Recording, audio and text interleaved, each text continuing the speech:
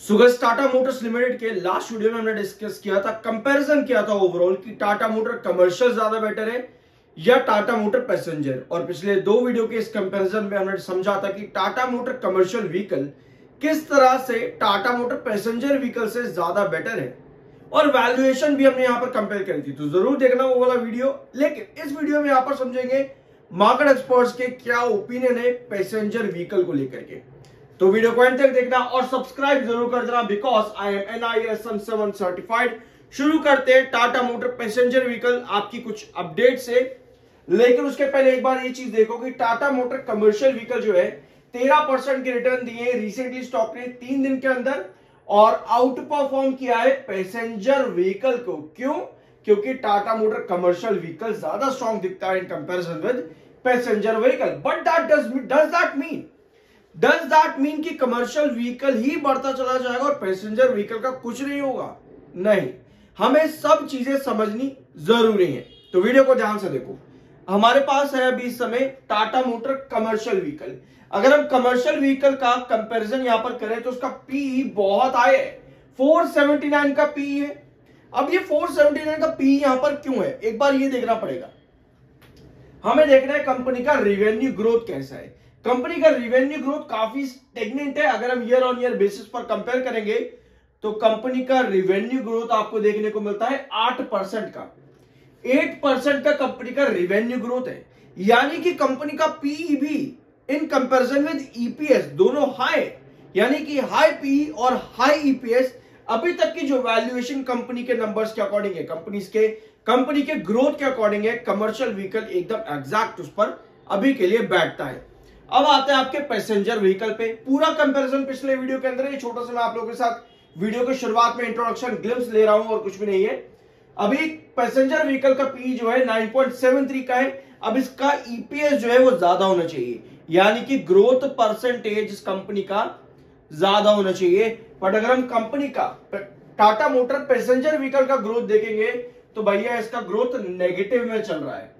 ठीक है, अगर टाटा मोटर कमर्शियल व्हीकल का ग्रोथ इतना नहीं है, स्टिल 8% पॉजिटिव है ईयर ऑन ईयर पे, वेरस कमर्शियल व्हीकल का टाटा मोटर कमर्शियल व्हीकल का जो ग्रोथ है वो 8% अप है और शेयर भी अच्छा दिख रहा है यहां पर। भले ही उसका पी ज्यादा हो पर उसका ईपीएस भी हाई है। Versus Tata motor passenger vehicle का ग्रोथ ही नेगेटिव के अंदर आ रहा है, ऑल्दो इसका पीई लो है, यानी कि इसका ईपीएस भी काफी ज्यादा लो है क्योंकि ग्रोथ परसेंटेज यहां पर नहीं है। इसका मतलब यह है कि कंपनी को आने वाले क्वार्टर जो है वो स्ट्रॉन्ग देने पड़ेंगे टाटा मोटर पैसेंजर व्हीकल को।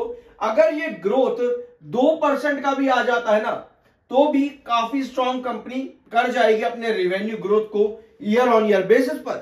तो ये ग्रोथ कंपनी को चाहिए ताकि इसकी वैल्यूएशन भी डिसाइड हो सके। अब अभी के लिए मार्केट एक्सपर्ट्स यहां पर थोड़ा सा बेयरिश है स्टॉक को लेकर के। फॉर एग्जांपल मोतीलाल ओसवाल ने यहां पर सेल की रेटिंग दी थी टाटा मोटर पैसेंजर व्हीकल में और टारगेट रखा था 312 का। अगर आप चाहो तो इनकी आउटलुक यानी कि रिपोर्ट भी रीड कर सकते हो। यहां पर इन्होंने अपना आउटलुक भी दिया है। We initiate coverage on the recently demerged passenger vehicle with a sell rating on SOTP based target price 312। We lower our target multiple for JLR। अब टाटा मोटर पैसेंजर व्हीकल में ना जो इसका सबसे बड़ा हथियार है या फिर आपको जिसका स्ट्रॉन्ग पॉइंट है वही कई बार इसका नेगेटिव पॉइंट भी निकल करके आ जाता है। JLR इसका पॉजिटिव साइन है बट वही कई बार कंपनी नेगेटिव आ जाती है, जिसकी वजह से मोतीलाल ओसवाल ने यहां पर बेयरिश टारगेट दे रखा है। अब आते हैं आपके दूसरे मार्केट एक्सपर्ट्स पर। Emkay Global Tata motor passenger vehicle को लेकर के काफी पॉजिटिव है। इनका कहना है कि प्रेजेंट लेवल से स्टॉक 11% अपसाइड पोटेंशियल दे सकता है, यानी कि 359 के एरिया से लगभग 400 रुपए का टारगेट, जो कि 11% अपसाइड पोटेंशियल देता है according to Emkay Global in Tata motor passenger vehicle. तो एक मार्केट एक्सपर्ट बेरिश तो दूसरे bullish. Technical point of view पे स्टॉक भी बुलिश है। Both RSI and MFI, RSI 21.1 का है एंड 15.2 का आपका MFI, दोनों ही टेक्निकल्स आपके इस समय बुलिश है पैसेंजर व्हीकल में। अब आते हैं आपके चार्ट पे। ठीक है, तो पिछले वीडियोस के अंदर हम लगातार डिस्कस कर रहे थे कि 340 आपका क्रूशियल बेस है और इस समय आपका रिस्ट्रिक्शन बना हुआ है 390, जो कि आपका पुराना इंपॉर्टेंट बेस हम डिस्कस करते थे पिछले लगभग 1 महीने के अंदर से, ठीक है। तो इस समय 390 अब आपका बन चुका है रिस्ट्रिक्शन और 340 आपका क्रूशियल बेस था। ऑल्दो रिसेंटली स्टॉक 350 के आसपास आता है और यहीं से ही वापस से रिकवरी दिखाता है। ऑलरेडी अगर आप यहां पर देखोगे तो 350% रिकवरी दिखाई, इसलिए क्योंकि ये आपका एक कंसोलिडेशन जोन पहले भी रहा है बेस में। इसका मतलब यह है कि यहां 350 पर स्टेबिलिटी बननी जरूरी है, लेकिन अगर हम स्टॉक को थोड़ा जूम इन करेंगे तो आपको नजर आता है कि सेल ऑफ भी यहां पर लगातार बना हुआ है। तो अगर हम ओवरऑल कंपनी की वैल्यूएशन को समझे तो क्या यहां से गिरावट और आ सकती है? अगर आप चाहते हो गिरावट ना आए तो आपको 2 कॉन्जिक्यूटिव कैंडल चाहिए कुछ इस तरह से।